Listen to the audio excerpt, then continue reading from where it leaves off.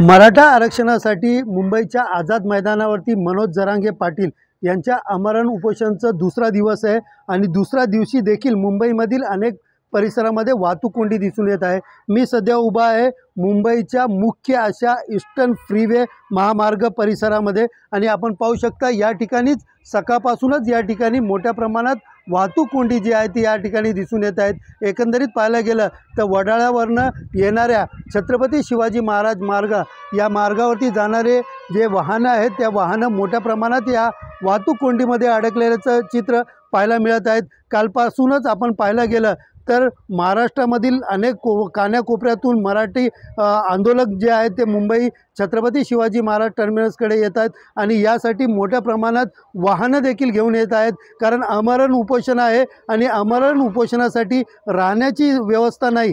यासाठी मराठी आंदोलनकर्ते जे आहेत ते मोठ्या प्रमाणात ट्रक किंवा मोठमोठी वाहनं या ठिकाणी घेऊन येत आहेत। आपल्या जेवणापासून सगळ्या सुविधाच्या वस्तू देखील त्या ट्रकमध्ये घेऊन येत आहेत। त्यामुळे मोठ्या प्रमाणात या ठिकाणी मोठ्या प्रमाणात गाड्या ज्या आहेत ते छत्रपती शिवाजी महाराज टर्मिनस म्हणजे आझाद मैदानच्या परिसरात येत असल्याने अनेक रस्त्यावरती जी आहे ती वाहतूक कोंडी पाहायला मिळत आहेत। आपण पाहू शकता आत्ताची जी दृश्य आहेत की वाहनं जे आहेत ते या ईस्टर्न फ्रीवे या महामार्गावरनं संत गतीने या ठिकाणी सुरू आहेत।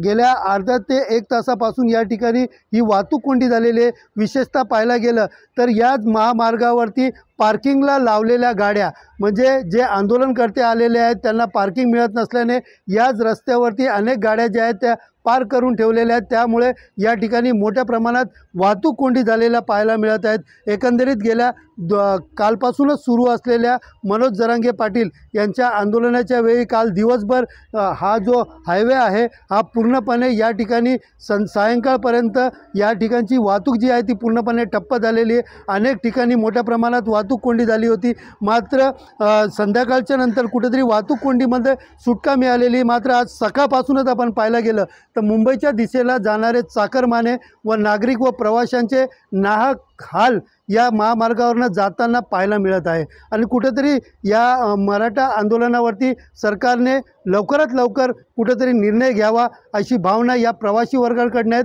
आणि नेमकं या वाहतूक कोंडीचा सामना जो आहे तो आता सध्या तरी या वाहन चालकाला मोठ्या प्रमाणात करावा लागत आहे। कॅमेरा पर्सन रोशनसह सुनील जाधव, TV9 मराठी, मुंबई।